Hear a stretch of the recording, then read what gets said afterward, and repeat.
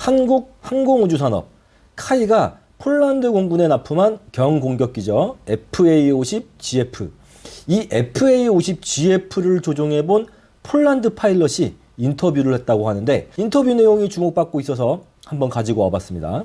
우리 국뽕을 빼고 아주 담백하게, 정말 담백하게 있는 내용 그대로 전달해드리는 시간을 가져보도록 하겠습니다. 폴란드 공군이 유튜브 영상을 하나 공개했어요. 폴란드 공군의 야책 스톨라릭 소령과 인터뷰를 한 영상인데, 야책 소령에게 FA-50GF를 조종한 경험에 대해서 물었단 말이죠. 야책 소령이 뭐라고 하셨는지 그의 인터뷰 내용 하나하나 분석해 보도록 하겠습니다. 자, 이분이 폴란드 공군의 야책 스톨라릭 소령이죠. 요거는 폴란드에서 2017 에어쇼 당시에 인터뷰한 영상이고요. 지금 이 사진이 폴란드 공군에서 야책 소령을 인터뷰한 유튜브 영상을 캡처한 사진이죠. 야책 소령이 뭐라고 했느냐? 첫 번째로 한국에서 구매한 FA-50GF는 미그-29와 수호이-22 전투기뿐만 아니라 특정 임무에 대해서는 F-16도 대체할 수 있다.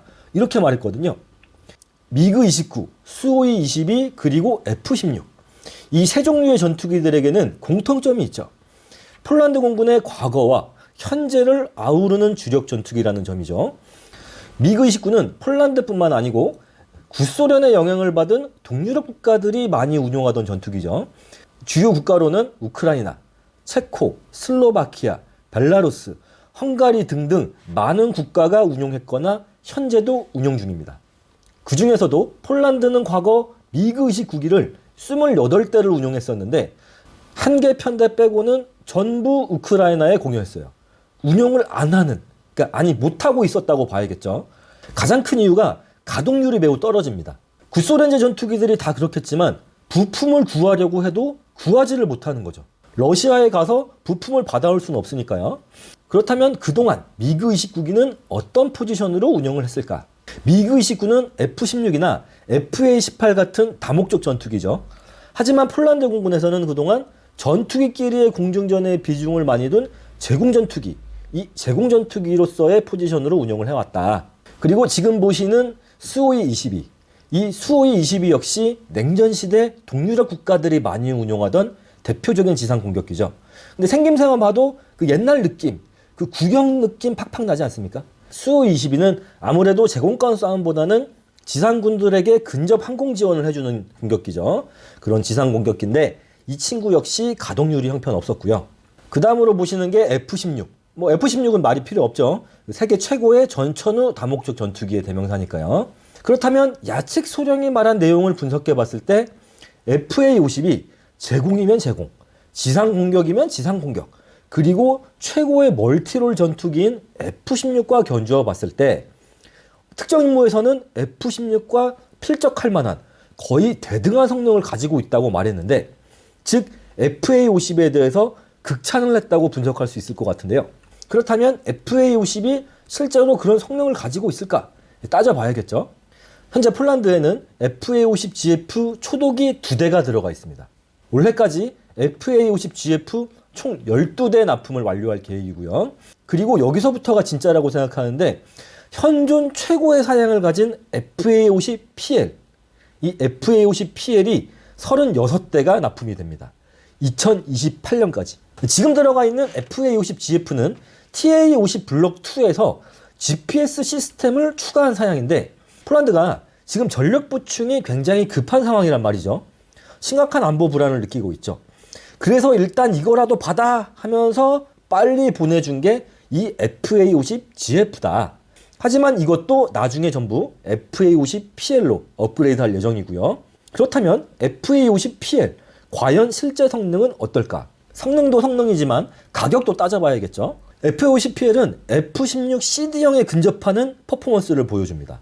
하지만 가격은 F-16V의 절반에 불과하죠.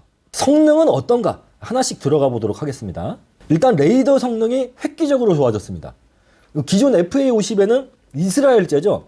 이스라엘제 기계식 레이더가 탑재됐는데, PL 버전에서부터는 레이시온사가 제작한 팬텀 스트라이크 A사 레이더가 장착됩니다. 기계식 레이더와 A사 레이더는 엄청난 차이가 있죠. 지금 보시는 사진이 A사 레이더의 성능을 보여주는 사진인데, 보시면은 엄청납니다. 이렇게 동시 다표적 추적 가능하고요.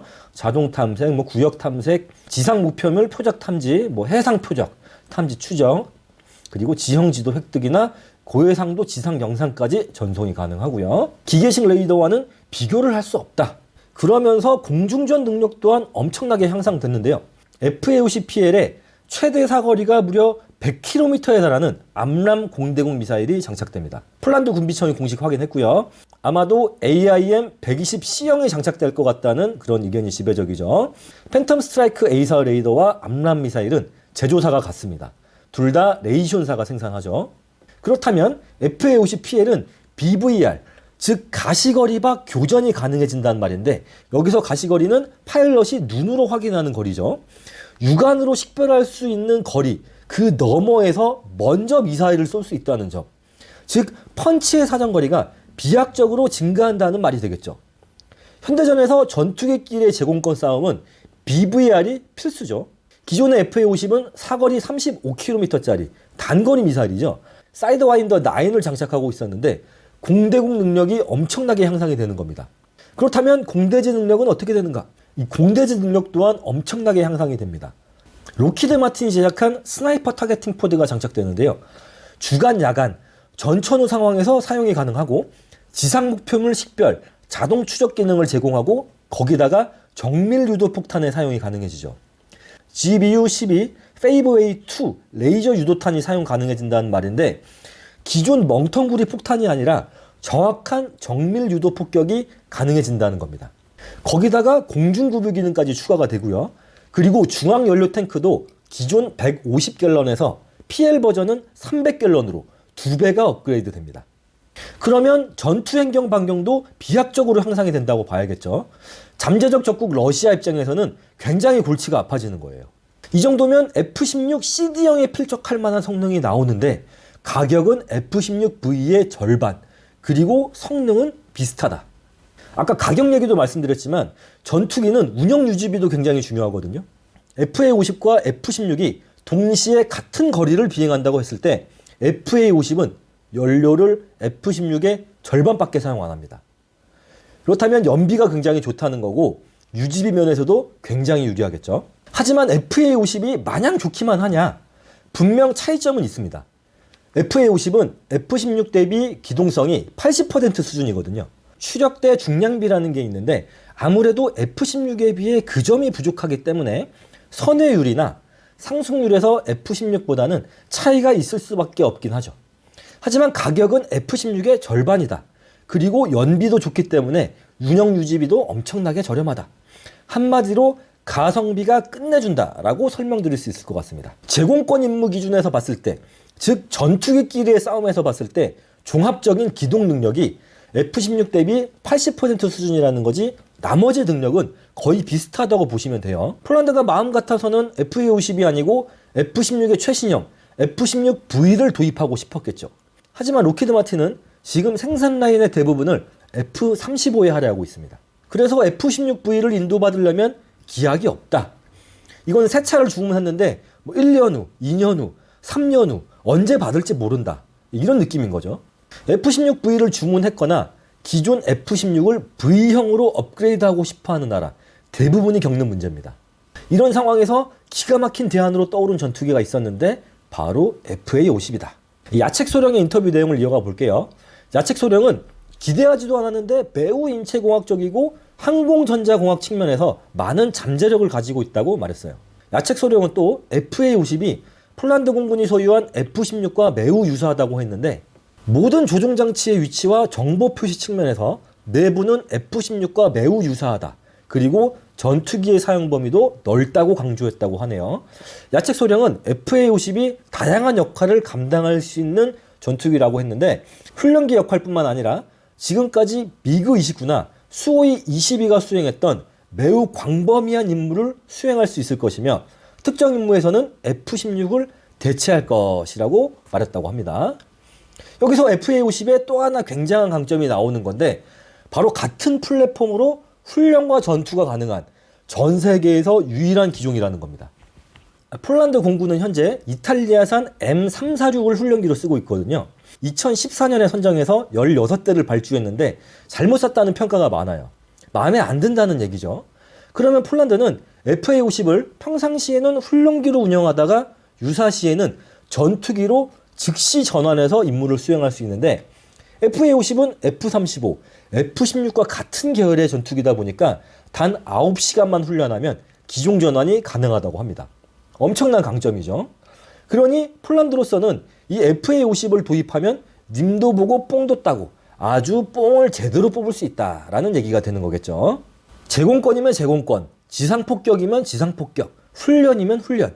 한 번 사면 아주 사골처럼 우려먹을 수 있다. 한마디로 가성비가 정말 좋다. 카이가 폴란드에 납품한 FA-50GF 2대는 지난달 폴란드 제23 전술항공기지에서 시험 비행을 진행했고요. 폴란드 국군의 날 열병식에서도 폴란드 영공을 성공적으로 비행했습니다. 앞에 가는 게 미그 29고 뒤에 가는 게 FA-50이죠. 폴란드 국민들에게 아주 강렬한 인상을 심어줬고요. 아무튼 FA-50의 행보에 기대가 모아지고 있는데요. FA-50의 훌륭한 성능이 널리 알려져서 K국방에 큰 기여를 해주길 바람하지 않습니다. 요즘 수출 경기가 안 좋다고 말들 많은데 방산 사업의 수출이 활발해지면 나라 살림에도 큰 도움이 되겠죠. 구독과 좋아요를 눌러주시면 영상 제작에 큰 힘이 됩니다. 밀리터리 채널이었습니다. 감사합니다.